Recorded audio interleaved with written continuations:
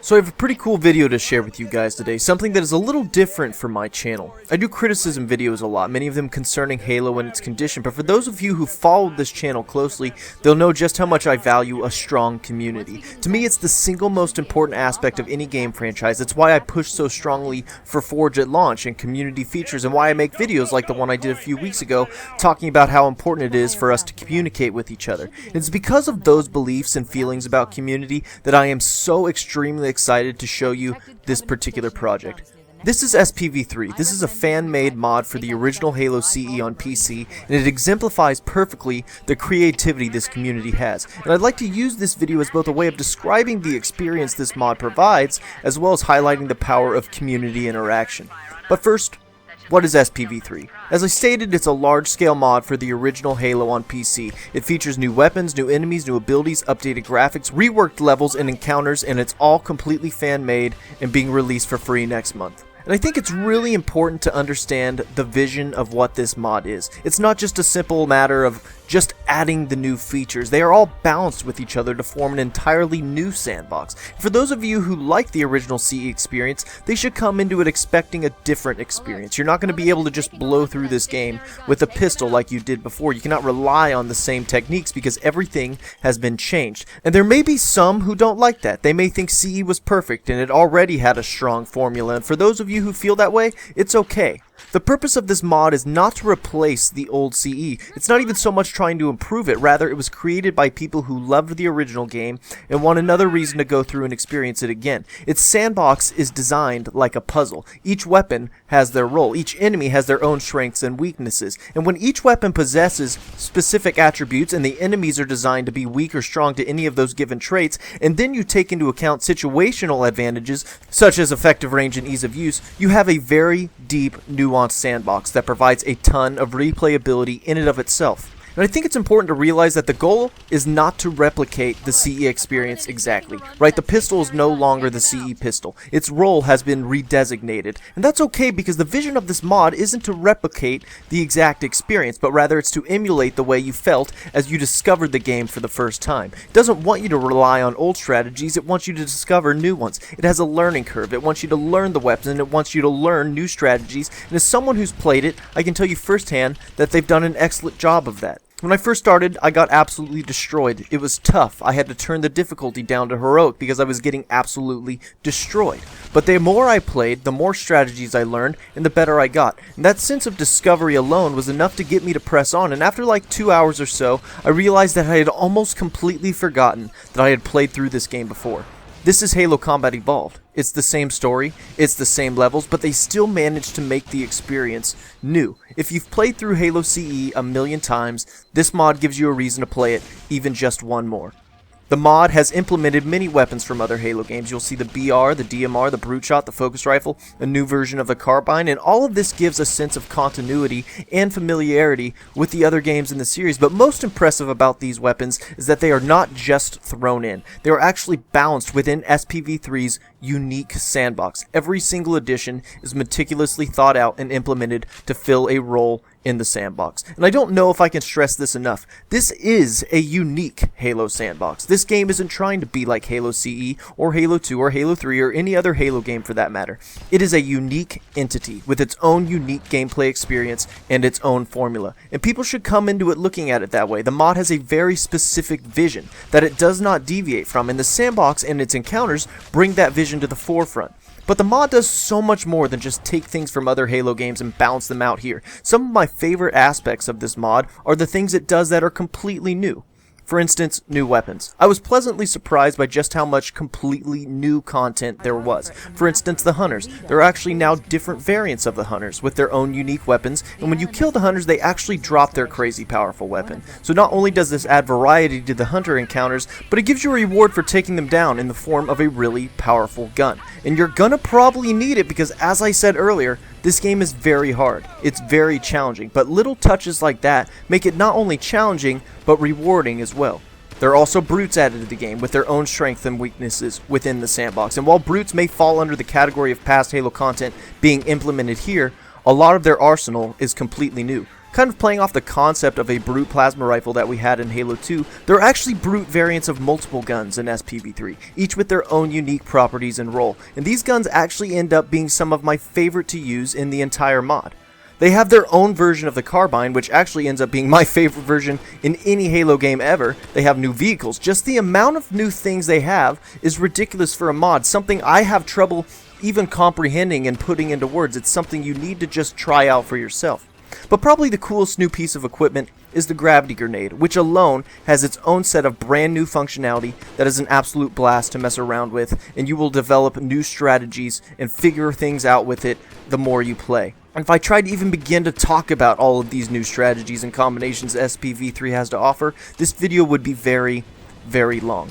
Now that's not to say I like everything. I don't. And I've been very open with Masters, the kind of creative mind behind the mod, about these things. And it may seem like I'm not criticizing the game, but the thing is I have a direct line to the makers of the mod. I don't feel the need to give too many critiques because I've already kind of done that. It was just directly to the source. But they'd like to hear some of the community's thoughts on some stuff I've brought up behind the scenes, so I'm going to share a few things that I personally didn't care for too much, and some of these things were preference, right? Some of these things I didn't like were intentionally designed to function that way. For example, certain weapons appear to be almost completely useless against certain enemy types, and they say that's the point. I've talked to Masters and Hokey Bird about this, and the idea is really to have each weapon have their own defined role. For instance, the BR is very ineffective against shielded elites, and while it's really effective against other archetypes within the sandbox, you still feel very bad when you're trying to use this thing against an elite. It's true, it's very ineffective. The problem for me is that it's almost completely ineffective to the point where trying to kill an elite with a BR is almost impossible. And this creates a dynamic where you're switching weapons a lot to better suit your current encounter, which is good, and it's by design. But for me personally, I think that sort of dynamic can be achieved without making any one weapon completely ineffective against any one enemy. Make it suck? Sure. Make it not ideal? Absolutely. Make it absolutely worthless? I'm not sold on that idea. And this wasn't just on Legendary where the experience is a little more acceptable, right? On Legendary you really need to know the sandbox, but I experienced nearly complete ineffectiveness from certain weapons on even heroic difficulty, at least as it pertains to specific enemy types. Again, each weapon is also very strong against another enemy type, which may frustrate certain players regardless of whether or not it's designed that way.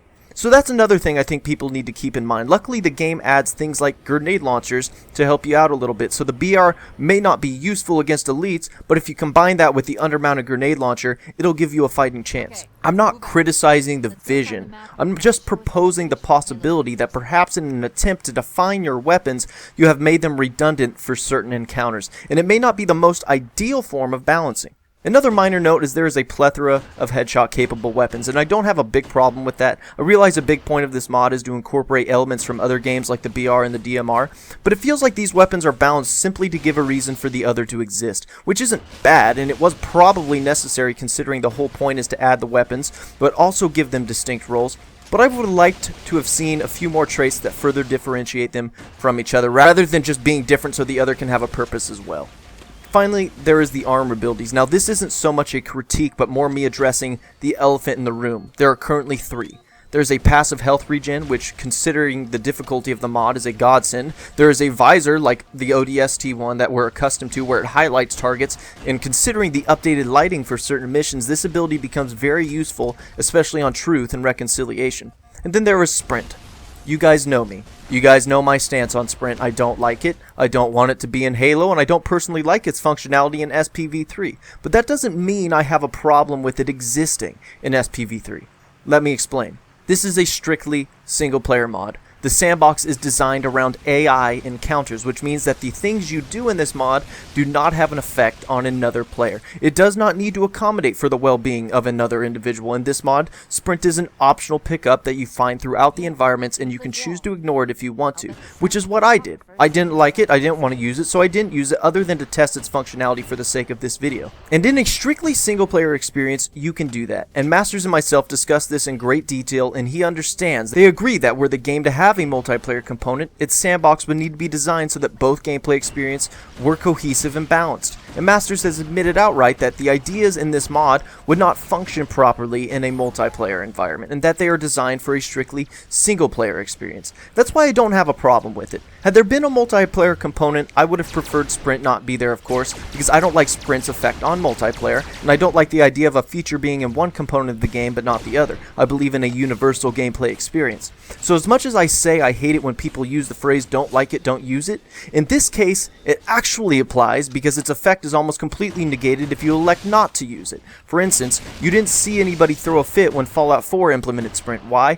It's a single-player experience, and if you choose to ignore Sprint in this mod, you will still have a good experience.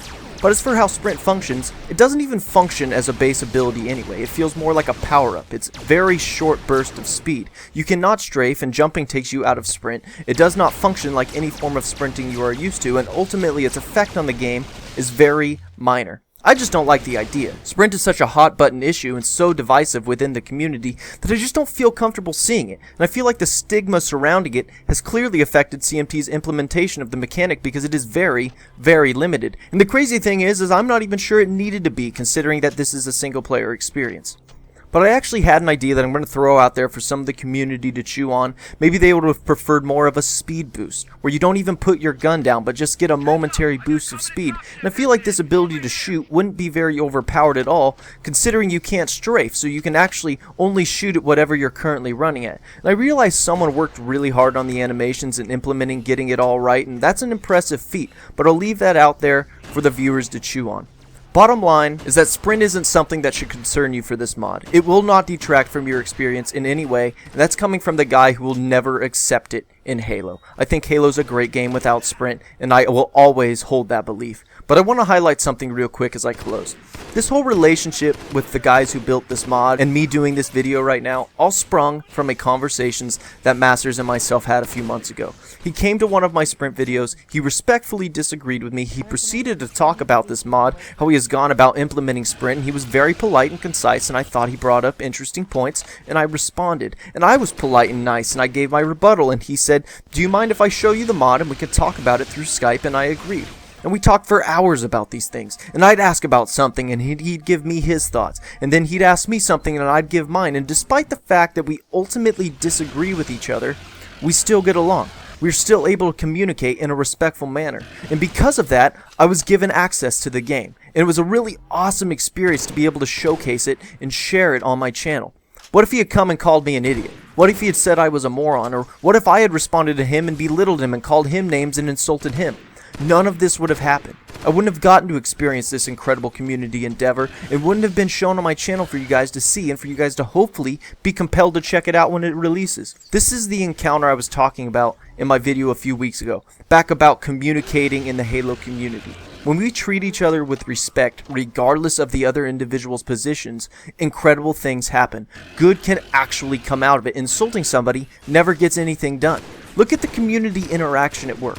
I post a video, I give my thoughts, someone watches, they respond, I respond, they have a project they want me to look at, I do, a relationship is formed, and opportunities arise. And it's all because of how we communicate with each other. This mod is a prime example of what a strong community can accomplish. This game is over 10 years old, and the things these community members have done to it are honestly things I didn't even think would be possible. Like, actually technically possible. Not only from a creativity standpoint, but to work within the confines and limitations of a 10-plus-year-old game and pull this off is remarkable. And I love that this community has passionate people willing to spend their free time on projects like this and share it with everyone else for free. They don't get anything out of this other than personal satisfaction, and you're going to see more YouTubers talking about this and showing it off and working together, and that's a beautiful thing. I feel very honored to be involved in this community, and I'd encourage you to get more involved in any way you can. This is SPV3. It's a big, ambitious, fan-made community project. It's an embodiment of creativity, and hopefully this whole process I've highlighted to you will inspire you not only to check out SPV3, but to make your own content as well. Because this community as individuals has incredible talent, and when we work together, regardless of our differences, we will be stronger as a whole. Till next time.